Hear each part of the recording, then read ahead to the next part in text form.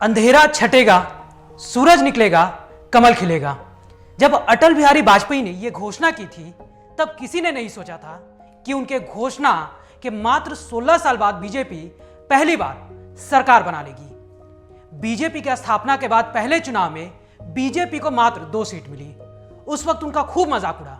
विरोधियों ने मजाक उड़ाते हुए कहा था कि हम दो हमारे दो, यानी कि अटल बिहारी वाजपेयी और लाल कृष्ण आडवाणी और उनके 2 सांसद। हालांकि बीजेपी इससे घबराई नहीं, सहमी नहीं, लड़ी और आज के वक्त में बीजेपी दुनिया की सबसे बड़ी पार्टी है। देश के 21 राज्यों में बीजेपी की गठबंधन की सरकार है। भारत को एक समर्थ राष्ट्र बनाने के लक्ष्य के साथ भाजपा का गठन 6 अप्रैल 1980 को नई दिल्ली के कोटला मैदान में आयोजित एक कार्यक्रम अधिवेशन में किया गया, जिसके प्रथम अध्यक्ष अटल बिहारी वाजपेयी निर्वाचित हुए। अपनी स्थापना के साथ ही भाजपा ने अंतर्राष्ट्रीय, राष्ट्रीय लोकहित के विषयों पर मुखर रहते हुए भारतीय लोकतंत्र में अपनी सशक्त भागीदारी दर्ज की थी तथा भारतीय राजनीति को एक नया आयाम दिया। कांग्रेस की एकाधिकार वाली एक दलीय लोकतांत्रिक व्यवस्था के रूप में जाने जाने वाली भारतीय जनता पार्टी को 2 ध्रुवीय गठबंधन, एक गठबंधन युग के सूत्रपात में अग्रणी भूमिका निभाई। अगर बीजेपी के राजनीति यात्रा को देखा जाए तो चुनाव दर चुनाव बीजेपी का प्रदर्शन अच्छा ही हुआ है। 1984 में देश की प्रधानमंत्री इंदिरा गांधी की पृष्ठभूमि में देश में आम चुनाव हुए। सहानुभूति की अभूतपूर्व लहर में कांग्रेस ने विरोधियों का सफाया कर दिया। इस चुनाव में बीजेपी मात्र 2 सीटों पर सिमट गई। 1986 में लाल कृष्ण आडवाणी पार्टी के अध्यक्ष बने। उन्होंने अयोध्या में राम मंदिर की निर्माण की मांग को लेकर जनभूमि आंदोलन शुरू किया। 1989 के लोकसभा चुनाव में बीजेपी ने पहली बार सफलता का स्वाद चखा। इसकी सीटें उस वक्त बीजेपी की बढ़ाकर 86 हो गई। इसके बाद बीजेपी लगातार कामयाबी की सीढ़ियां चढ़ती रही।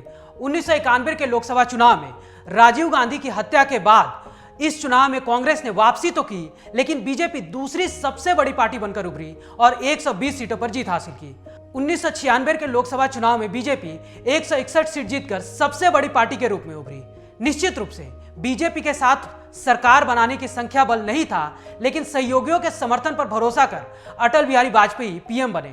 लेकिन समर्थन ना मिलने की वजह से मात्र 13 दिन में ही उनकी सरकार गिर गई। 1998 में बीजेपी ने अपने प्रदर्शन में सुधार किया और पार्टी ने इस बार लोकसभा चुनाव में 182 सीटें जीती। एनडीए के बैनर तले अटल फिर पीएम बने। इस बार उनकी सरकार 13 महीने तक चली। वाजपेयी की सरकार गिरने के बाद 1999 में देश भर एक बार फिर मध्यवर्ती चुनाव हुए।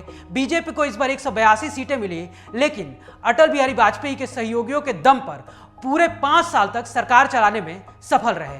पहली बार 5 साल तक सरकार चलाने के बाद 2004 में अटल बिहारी वाजपेयी के नेतृत्व में बीजेपी ने लोकसभा का चुनाव लड़ा।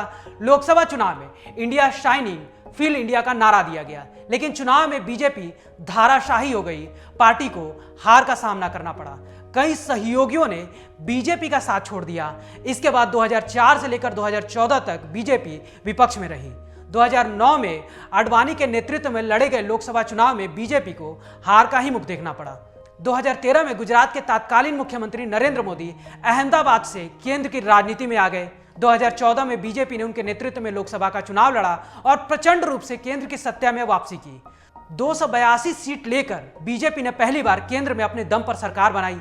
2019 के चुनाव में भी नरेंद्र मोदी कामयाबी के रथ पर सवार रहे। इस बार के लोकसभा में उन्होंने अपने ही रिकॉर्ड को तोड़ा, यानी कि 2019 के लोकसभा चुनाव में बीजेपी 303 सीटों के रिकॉर्ड बहुमत के साथ दिल्ली में अपना दबदबा बढ़ा लिया। वहीं 2024 के चुनाव में बीजेपी का प्रदर्शन थोड़ा खराब हुआ। बीजेपी अपने दम पर तो सरकार नहीं बना पाई, लेकिन 240 सीट पर बीजेपी कामयाब रही जीतने में। हालांकि गठबंधन के साथ बीजेपी को 293 के करीब सीटें आई और नरेंद्र मोदी लगातार तीसरी बार प्रधानमंत्री बने। अगर बीजेपी की बात की जाए तो भारतीय जनता पार्टी एक सुदृढ़, सशक्त, समृद्ध, समर्थ एवं स्वावलंबी भारत के निर्माण हेतु निरंतर सक्रिय है और यही बीजेपी का मूल मंत्र भी है। फिलहाल के लिए इतना ही। बाकी की खबरों के लिए जुड़े रहिए टीवी 45 के साथ।